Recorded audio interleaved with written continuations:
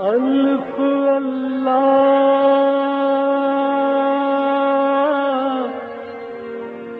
چمبے دی بوٹی میرے من وچ مرشد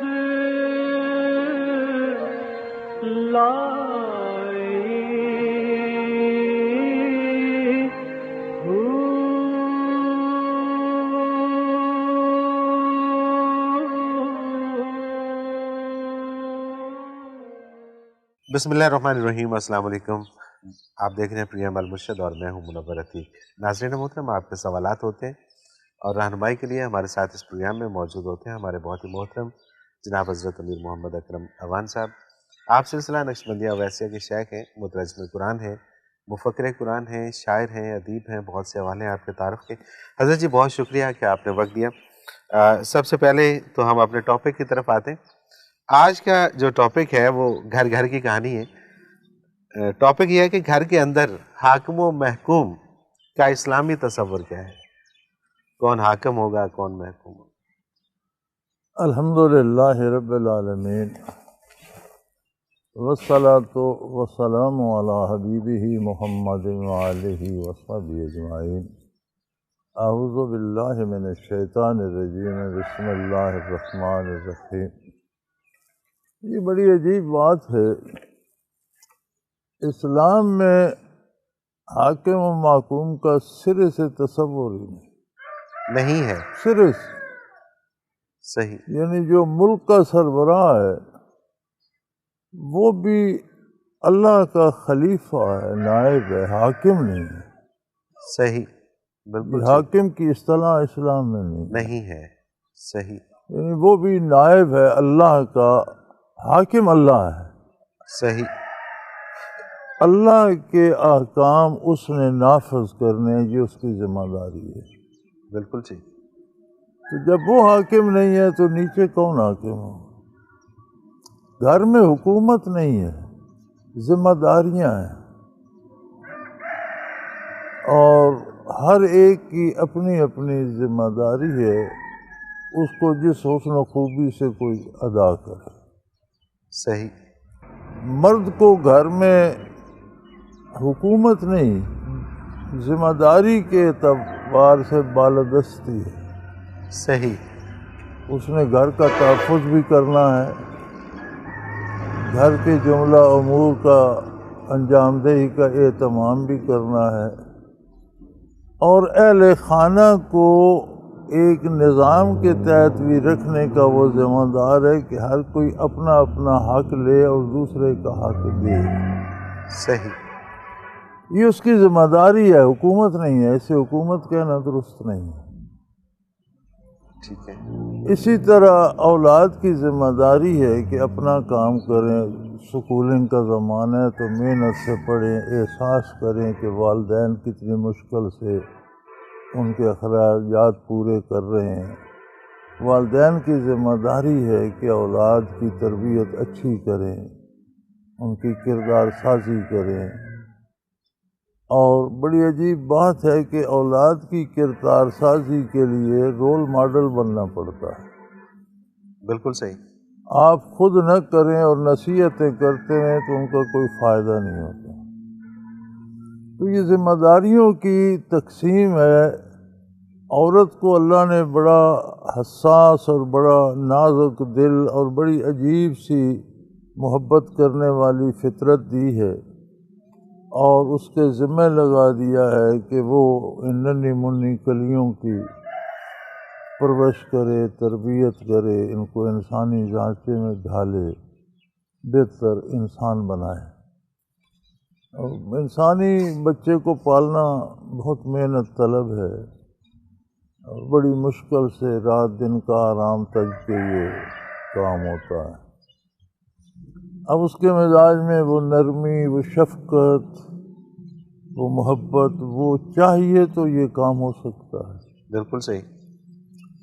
والد کا کام یا گھر کے سربراہ کا کام ایک تو مشقت ہے کہ روزی کما کے لانی ہے، محنت کرنی ہے، پھر اسے گھر کا تحفظ بھی کرنا ہے۔ اگر اس کے مزاج میں شدت یا وہ دفاع کی قوت نہیں ہوگی تو تحفظ کیسے کرے گا؟ پھر اسے امور خانہ داری کے لیے گھر کے افراد کو بھی ان کی جگہ پر رکھنے کے لیے کچھ اختیارات چاہیے۔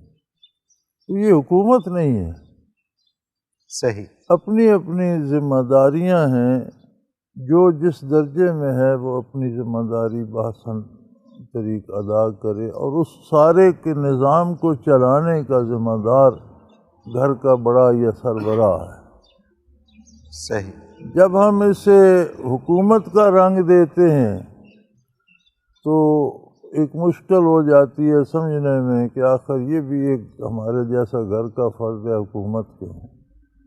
جب حکومت کا نام آتا ہے تو پھر بغاوت کا تصور پیدا ہوتا ہے، پھر کوئی محکوم نہیں رہنا چاہتا، پھر گھروں میں بغاوتیں ہوتی ہیں، پھر اولاد بغاوت کرتی ہے، خواتین بغاوت کرتی ہیں، لڑائی جھگڑے ہوتے ہیں۔ تو یہ کانسیپٹ سرے سے اسلام میں ہے ہی نہیں۔ صحیح، اپنی اپنی ذمہ داریاں ہیں، ان میں کسی کی بالادستی ہے تو اس کی ذمہ داری کے اعتبار سے ہے۔ اب گھر کا سربراہ ہے اگر میاں ہے تو، لیکن اس کے بھی والدین زندہ ہیں تو وہ اس کے بھی اوپر ہے۔ ٹھیک ہے۔ عمومی طور پہ ایسا ہوتا ہے کہ اگر بیٹا کمانے لگ جاتا ہے اور والد ریٹائر ہو جاتا ہے اور گھر بیٹھ جاتا ہے اور بیٹا ظاہر سارے سسٹم کو چلا رہا ہوتا ہے، تو عمومی طور پہ وہ اپنے آپ کو سمجھنا شروع ہو جاتا ہے کہ اب جو بھی یہاں پر معاملات چلیں گے گھر کے اندر وہ میری مرضی سے چلیں گے، یا سارے اس کو اختیارات دے دیتے کہ جی آپ جو بھی فیصلہ کرنا ہے، چونکہ کمانا تم نے ہے، سسٹم تم نے چلانا ہے، تو اس کے تمام جتنے بھی فیصلے ہیں وہ تم ہی نے کرنے ہیں۔ تو کیا یہ درست ہوتا ہے یا وہ والد کے ہاتھ میں ہی رہنا چاہیے؟ یہ کانسیپٹ جو ہے نا یہ مادی دنیا کا ہے نا، ٹھیک ہے، یہ وہ دنیا ہے جو اسلام سے ناآشنا ہے، جس کی بنیاد یا بیس مادہ ہے۔ صحیح، تو مادی فوائد جہاں سے حاصل ہو رہے ہیں وہ سربراہ ہے، یہ ان اسلامک ہے۔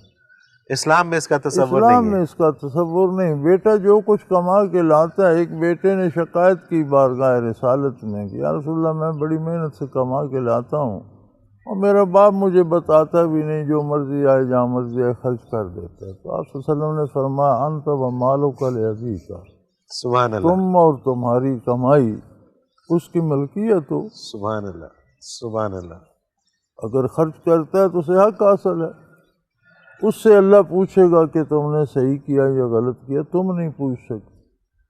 کیا بات ہے۔ تو بیٹا کما کے اگر لاتا ہے اچھی بات ہے، لیکن جو احترام، بزرگی، نصیحت، مشورہ، جو تجربہ والد کے پاس ہے بیٹے نے تو ابھی حاصل کرنا ہے۔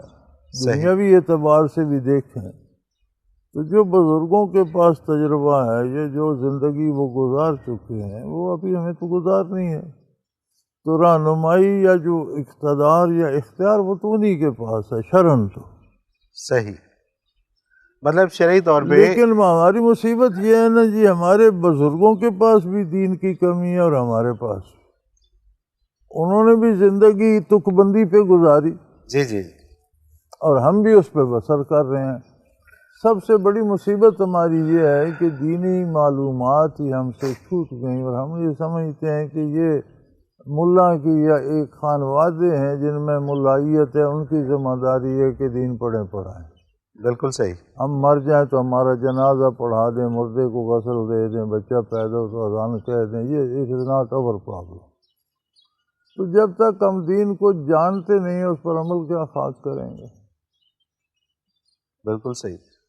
تو والد کو کانفیڈنٹ ہونا چاہیے کہ اسلامک پوائنٹ آف ویو سے میرے پاس اختیارات ہیں، بالکل، اور یہ جو بیٹا میرا کما کے لا رہا ہے اس پہ میرا حق ہے، نہیں ہے ہی اس کا۔ ہے ہی اس کا۔ جب تک باپ زندہ ہے وہ بیٹے کا ہے ہی نہیں، جو لا رہا ہے وہ باپ کی ملکیت۔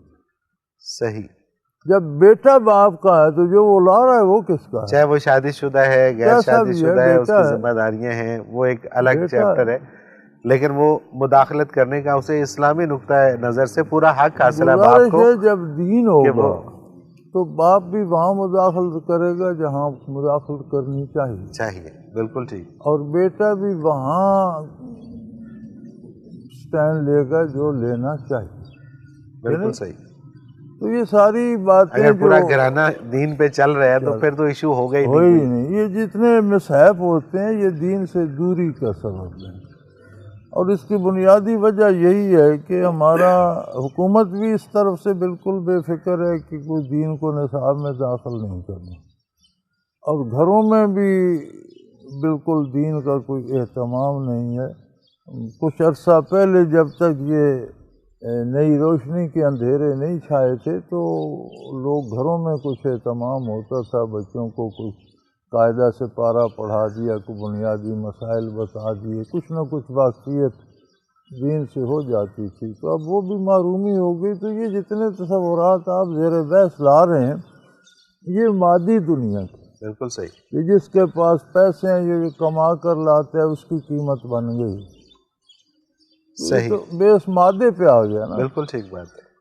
بالکل صحیح. تو اسلام میں یہ چیز اس کا تصور نہیں. بالکل صحیح. حضرت جی مجھے ایک بریک پہ جانا ہے اور واپس آ کے کافی سارے سوالات ہیں آج وہ پروگرام میں شامل کرتے ہیں. ناظرین محترم، اگر آپ بھی اپنے سوال کے ذریعے اس پروگرام میں شامل ہونا چاہیں تو اسکرین پہ ہمارا نمبر موجود ہے 033349555021. اس پہ آپ ہمیں SMS کر دیجئے، اور اسی طرح سے اگر ہمیں آپ ای میل کرنا چاہیں تو almurshed.tv کی ویب سائٹ پہ جائیے، کوسچن کے آپشن میں جا کے سب سے پہلے آپ وہاں پہ چیک کیجئے کہ جو سوال آپ بھیجنا چاہیں وہاں پہ سرچنگ دی ہوئی ہے، اس میں جا کے آپ وہ موضوع کے اعتبار سے سرچ کریں کہ کیا پہلے سے یہ سوال ہو تو نہیں چکا، اور اگر ہو چکا ہے تو اس کو آپ اسی ویب سائٹ میں آپ کو پتہ چل جائے گا کہ کس ایپیسوڈ میں ہے، اس میں آپ اس کا جواب دیکھ لیجئے، اور اگر کوئی نیا سوال ہے تو وہ آپ ہمیں بھیج دیجئے. اسی طرح سے آپ کے جتنے بھی سوالات ہیں وہ اس ویب سائٹ کے اندر موجود ہوتے ہیں. انڈیکس وائز آپ نام سے بھی اس کو سرچ کر سکتے ہیں، شہر کے نام سے اس کو سرچ کر سکتے ہیں، موضوع کے اعتبار سے سرچ کر سکتے ہیں، اور اسی طرح سے آپ اس میں قرآن پاک کے حوالے سے اردو انگلش تراجم دیکھ سکتے ہیں حضرت جی کے، اور حضرت جی کی بیانیہ تفاسیر جو اردو میں اور پنجابی میں موجود ہیں وہ بھی آپ اس پروگرام کے ذریعے سن سکتے ہیں، دیکھ سکتے ہیں. ایک مختصر کمرشل بریک، حاضر ہوتے ہیں ہمارے ساتھ کے لیے.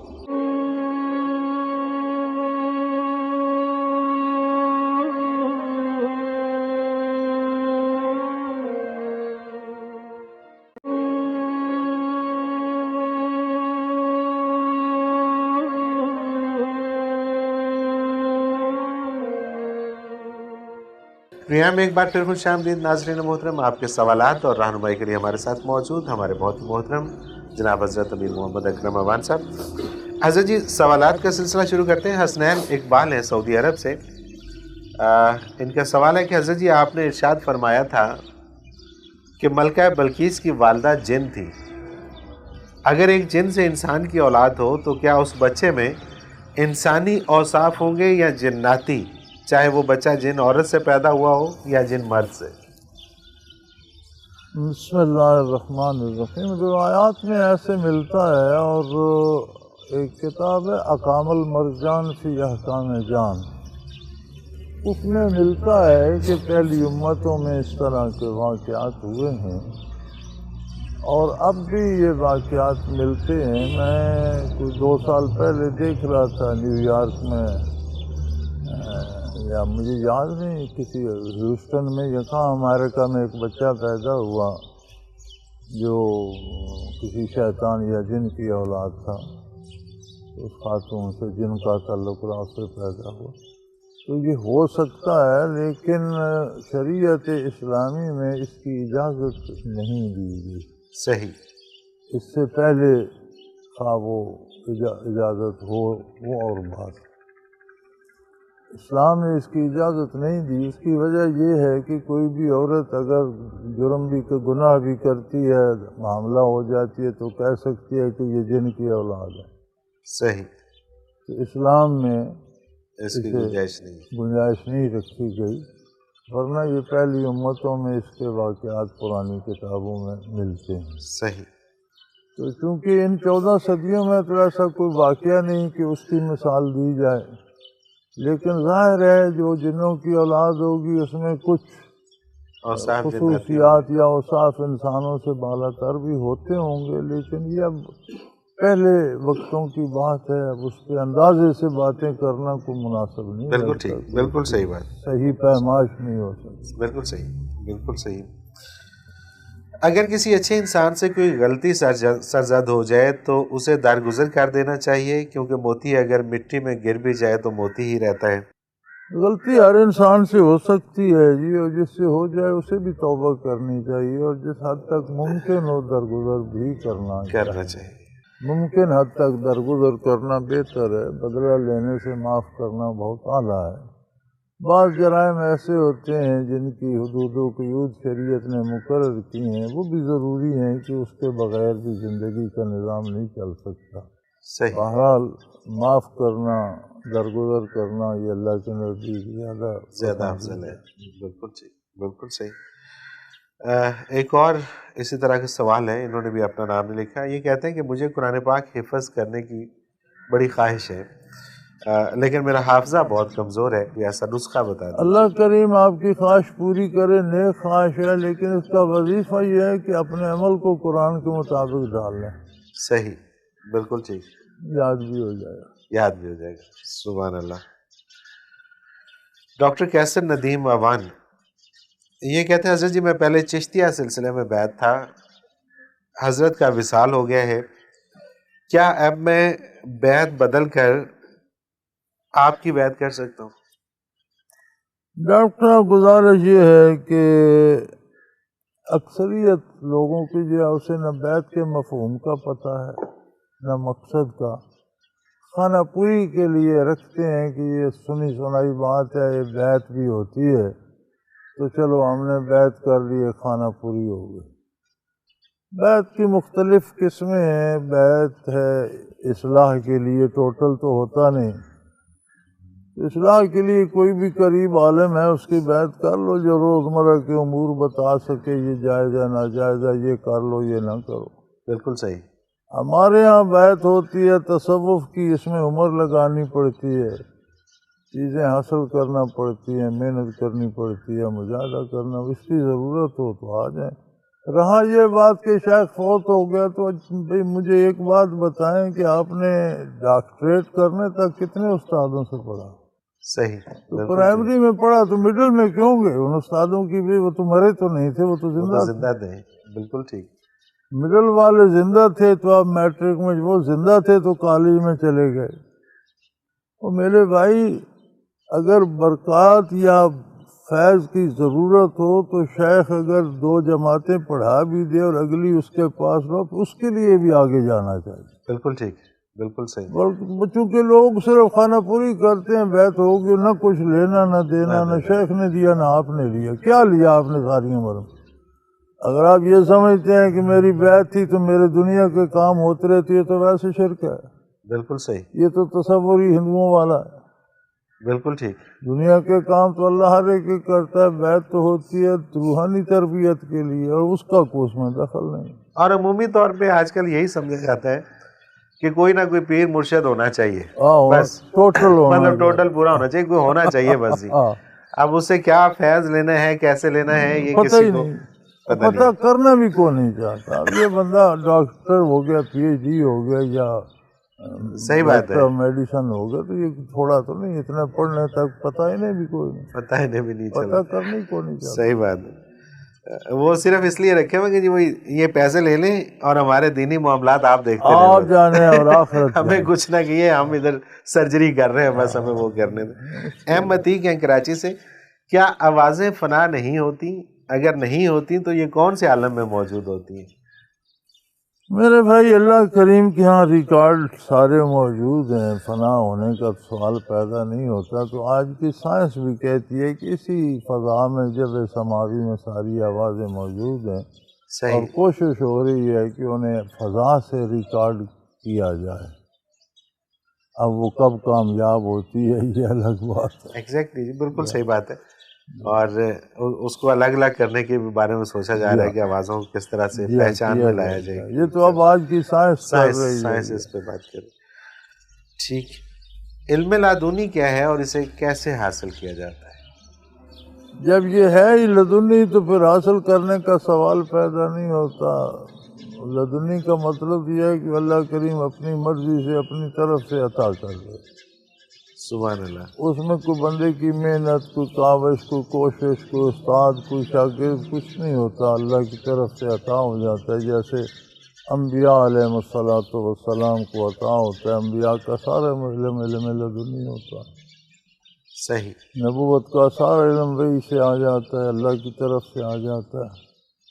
تو اسی طرح باتباع نبوت اہل اللہ کو، اولیاء اللہ کو بھی اللہ کی طرف سے عطا ہو جاتا ہے۔ اب اس کے لیے جو کوشش کر کے لیا جائے وہ لدنی تو نہ ہوا، نہیں ہوتا، وہ تو بالکل اپنی صحیح، کوشش کا ثمر ہو گیا۔ بالکل ٹھیک، بالکل صحیح، اور یہ عطا ہے عطا ہے، جس اب پہ عطا جس کے پہ ہو لیے جائے، کیا کوشش کی جائے؟ بالکل صحیح، اس کے لیے صرف اپنے آپ کو تیار رکھنا وہ تو چاہیے۔ دینے والے کی مرضی ہے۔ بالکل ٹھیک بات ہے، بالکل صحیح بات ہے۔ عرشیہ ہیں لاہور سے، یہ کہتی ہے کہ میں ٹیچر ہوں اور میں نے 2 سال مسلسل بچت کر کے عمرہ کرنے کے لیے رقم جمع کی، اور اب میرا ایک رشتہ دار مصیبت میں ہے، اور یہ رقم اگر میں اسے دے دوں تو اس کی پریشانی ختم ہو سکتی ہے، لیکن مجھے سمجھ نہیں آ رہی کہ میں کیا کروں۔ ضرور دے دو، بچے عمرہ تو آپ پر فرض نہیں ہے تو اس کی مدد اچھی بات ہے، ضرور دے دو۔ مطلب یہ کر لے تو وہ گناہ ادھر سے، نہیں، گناہ کس کا؟ عمرہ کو فرض ہے کہ عمرہ کرنا ہے، بھائی حج فرض ہے۔ اور یہ ایک عجیب رواج ہو گیا ہے، اکثر جو لوگ عمرہ کرتے ہیں تو فقہاء کا یہ ہے ارشاد کہ اس پہ وہ حج فرض ہو جاتا ہے، کیونکہ وسائل اس کے پاس ہیں، مکہ مکرمہ جانے کے تو گیا، ٹھیک ہے، صحت ٹھیک ہے تو گیا، فرصت ہے تو گیا، تو یہ ساری چیزیں ہوں تو حج فرض ہوتا ہے۔ بالکل صحیح۔ تو یہ عمرے کی بجائے پہلے حج پر کیوں نہیں جاتا؟ اور اگر چلیں اس کو تھوڑا اور واضح کرنے کے لیے کہ اگر یہی رقم حج کے لیے مختص کی ہو ہاں، پھر نہیں، تو پھر حج ہی کرنا ہے اس حج سے، کرنا ہوتا، ٹھیک ہے، لیکن وہ بھی جب اگر فرض ہوتا تو رقم مختص کرنے سے اگر آپ کے پاس اتنا نہیں، ابھی یہ پوری نہیں ہوئی حج کی تو حج فرض نہیں ہے، صحیح، یعنی حج کے اخراجات بھی پورے نہیں ہوئے تو حج تو فرض نہیں نہ ہوا۔ نیت بالکل کرنے سے تو فرض نہیں ہوتا، اس کے تو شرائط دوسری ہیں۔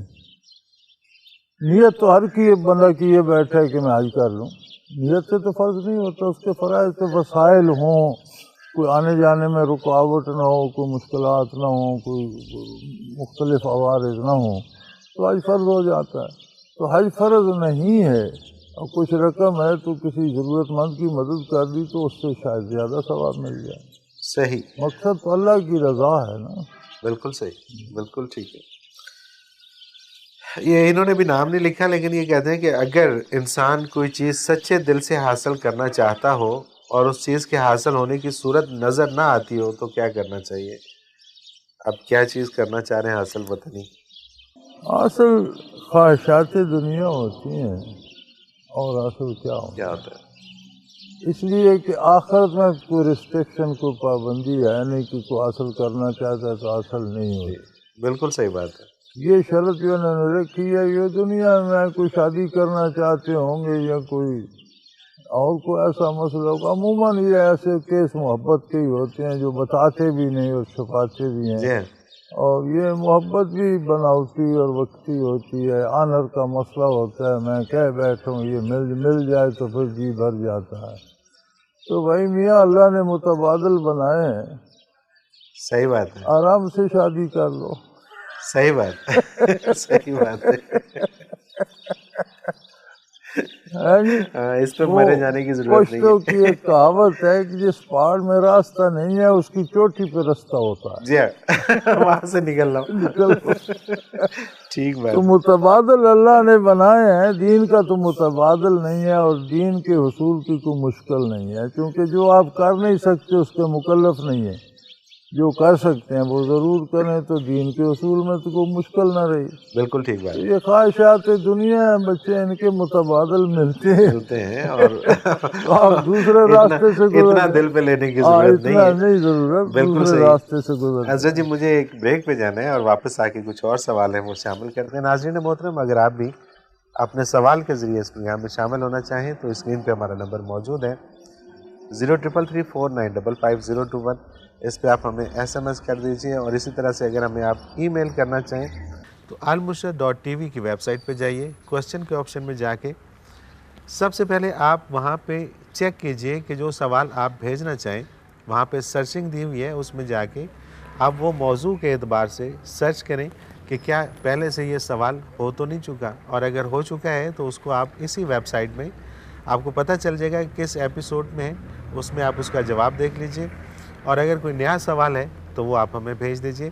اسی طرح سے آپ کے جتنے بھی سوالات ہیں وہ اس ویب سائٹ کے اندر موجود ہوتے ہیں، انڈیکس وائز آپ نام سے بھی اس کو سرچ کر سکتے ہیں، شہر کے نام سے اس کو سرچ کر سکتے ہیں، موضوع کے اعتبار سے سرچ کر سکتے ہیں، اور اسی طرح سے آپ اس میں قرآن پاک کے حوالے سے اردو انگلش تراجم دیکھ سکتے ہیں حضرت جی کے، اور حضرت جی کی بیانیہ تفاسیر جو اردو میں اور پنجابی میں موجود ہیں وہ بھی آپ اس پروگرام کے ذریعے سن سکتے ہیں، دیکھ سکتے ہیں۔ ایک مختصر کمرشل بریک، حاضر ہوتے ہیں ہمارے ساتھ کے لیے۔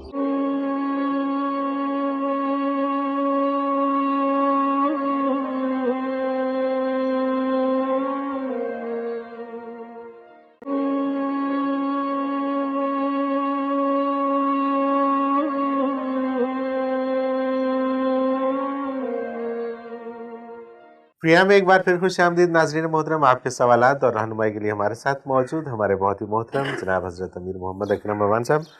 حضرت جی، اگلا سوال، مرشد کی بیعت کرنا کس چیز کو حاصل کرنا ہوتا ہے؟ میں کئی دفعہ عرض کر چکا ہوں کہ یہ جو بیعت مرشد سے جس کا تعلق ہے یہ دو طرح سے ہے۔ ٹھیک ہے۔ ایک کو کہتے ہیں بیعت اصلاح، ہمیں روز ضرورت ہے کھانا پینا سونا جاگنا کمانا خرچ کرنا، آپس کے تعلقات کس طرح کے، کس کام کو کس طرح کرنا چاہیے۔ وہ کوئی بھی قریب ایسا شخص ہو جو ان امور سے واقف ہو، آپ کی رہنمائی کر سکتا ہو، اتنا علم اس کو ضروری نہیں کہ بہت فاضل ہو، روزمرہ کے امور کا علم رکھتا ہو، اس سے بیعت کرنا جائز ہے۔ صحیح۔ اور اس سے رہنمائی لے کر اپنا کام کرتے رہیں۔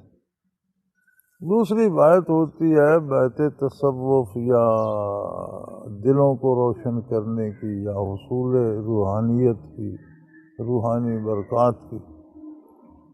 تو اس کے لیے بندہ تلاش کرنا پڑتا ہے، اور اس کے لیے صوفیاء کرام تو فرماتے ہیں کہ بندہ ایسا چاہیے جو نہ صرف خود فنا فی الرسول ہو بلکہ دوسرے لوگوں کو فنا فی الرسول تک مراقبات کرا سکتا ہو، اور اس کی دلیل ہو، ایسے لوگ ہوں جسے انہوں نے کرائے ہوں، اس کی بات کرنی چاہیے۔ صحیح۔ یہ دو ہی طریقے ہیں بیعت کے، باقی مختلف ہیں، امارت کی بیعت ہے یا جہاد کی ہے، جو مختلف ہیں۔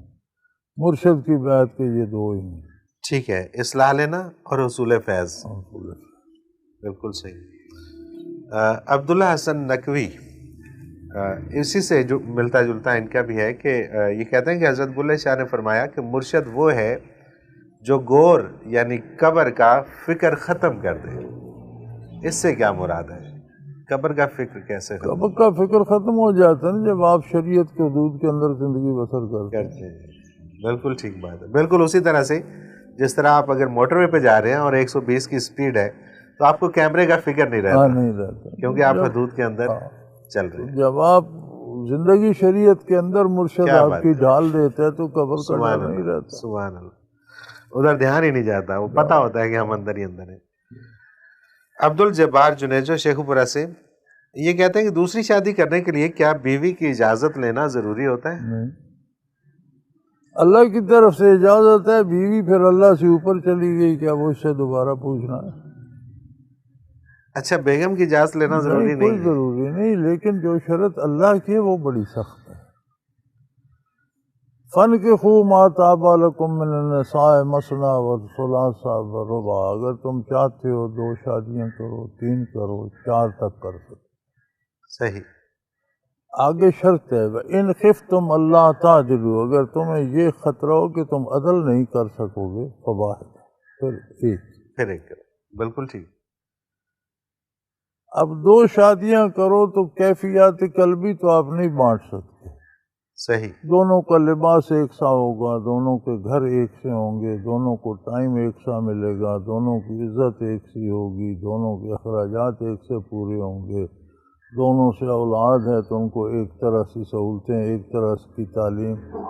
تو یہ جو اللہ کی شرط ہے یہ سب سے سخت ہے، یہ بہت سخت ہے۔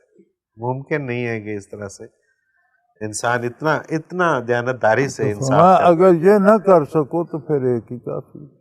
بالکل صحیح۔ تو ہم وہ جو میٹھا میٹھا تو لے لیتے ہیں، کڑوے کی طرف دھیان ہی نہیں جاتا۔ صحیح۔ تو دو شادیاں کرنا تو بڑا سخت امتحان ہے زندگی کا، اور پھر آخرت میں پرسش ہوگی، اللہ کے نزدیک جواب دینا ہے۔ بالکل صحیح۔ تو ایک کو گھر سے بھگا دینا، اس کو اخراجات بھی نہ دینا، اس کی بے عزتی کرنا، ایک اور لے آ کے بیٹھ رہنا، اس کو طلاق بھی نہ دینا، یہ عجیب عجیب سے حالات ہوتے ہیں۔ صحیح۔ ثنا جاوید ہیں لاہور سے۔ حضرت جی میری دعا قبول نہیں ہو رہی، جبکہ دوسروں کے حق میں مانگوں تو قبول ہو جاتی ہے۔ میں پریشان ہو کر تھک گئی ہوں۔ حضرت جی توبہ بھی کر رہی ہوں، کیا یہ آزمائش ہے یا گناہوں کی سزا؟ بد دعا ہے یا نظر؟ بچے آپ دعا کو حکم سمجھ بیٹھی ہیں، اس لیے آپ کو یہ خیال ہے۔ صحیح بات ہے۔ تو دعا دعا ہوتی ہے، حکم نہیں ہوتا کہ جو ارشاد ہو اس کی تعمیل ہو جائے۔ دوسروں کے حق میں بھی آپ کو وہم ہے کہ آپ کی دعا قبول ہوتی ہے، کسی بچے کے آگے کمپیوٹر رکھ دیں جو یہ بھی نہ جانتا ہو کہ اس میں اے کہاں ہے، بی کہاں ہے، سی کہاں ہے، اندھا دھند وہ انگلی مارے کسی ایسے ڈیجٹ پہ پڑ جائے کہ آگے کھانا کھل جائے تو آپ کہیں گے یہ بڑا اس نے تو اتفاقاً ماری تھی۔ بالکل صحیح۔ ہماری جو دعائیں قبول ہوتی ہیں وہ بھی اتفاقاً ہم سمجھتے ہیں میرے کہنے سے، وہ کام تو وہ ہونا تھا، صحیح۔ ہم نے تو اندھا دھند انگل ماری۔ دعا میرے بیٹے ایک کیفیت ہے کہ بندہ اللہ کی بارگاہ میں بات کر لیتا ہے، اللہ اکبر۔ اس سے زیادہ دعا میں کچھ نہیں۔ دعا کو حکم نہیں کہ آپ نے حکم دے دیا اللہ کریم اب ویسا کرنے پہ مجبور ہو جائیں گے، ایسا نہیں ہو سکتا۔ صحیح۔ بالکل صحیح۔ دعا مانگنے والا مانگتا ہے تو مانگنے والا بغیر ہوتا ہے، گداگر ہوتا ہے، حاکم نہیں ہوتا۔ صحیح۔ یہ ایک سوال ہے جی، انگلینڈ سے ہے لیکن انہوں نے اپنا نام نہیں لکھا۔ درود تاج اور پانچ سورہ کو ایکسپلین کر دیجیے۔ میاں بات یہ ہے کہ بے شمار بہت سے درود شریف حدیث شریف میں وارد ہیں، میں تو سب سے بہتر سمجھتا ہوں کہ جو درود شریف نبی کریم صلی اللہ علیہ وسلم نے بتائے وہ پڑھے جائیں۔ ٹھیک ہے۔ درود تراج پانچ سورے میں تو قرآنی صورتیں ہیں، یہ بزرگوں کے بتائے ہوئے ہیں، کوئی پڑھنا چاہے تو پڑھتا رہے، اچھی بات ہے، لیکن ایک وظیفہ پیر صاحب بتاتے ہیں، ایک وظیفہ نبی کریم بتاتے ہیں، ظاہر ہے فرق تو بڑا ہے۔ بہت بڑا۔ تو میں تو قائل ہوں ان وظائف کا جو نبی کریم صلی اللہ علیہ وسلم نے ارشاد فرمایا۔ بالکل ٹھیک۔ ہماری تو تربیت ہی ایسی ہے، تو بزرگوں کے بتائے ہوئے بھی ہیں، بھائی میاں جو اچھا لگے کرتے رہو، کوئی نہیں۔ صحیح۔ اسد اجاز سے لاہور سے۔ اگر قرآن پاک پڑھا جا رہا ہو اور اذان ہونے لگ جائے تو کیا قرآن پاک پڑھنا بند کر دینا چاہیے؟ ہاں جی، اذان سن لینی چاہیے۔ مسز اورنگزیب کراچی سے۔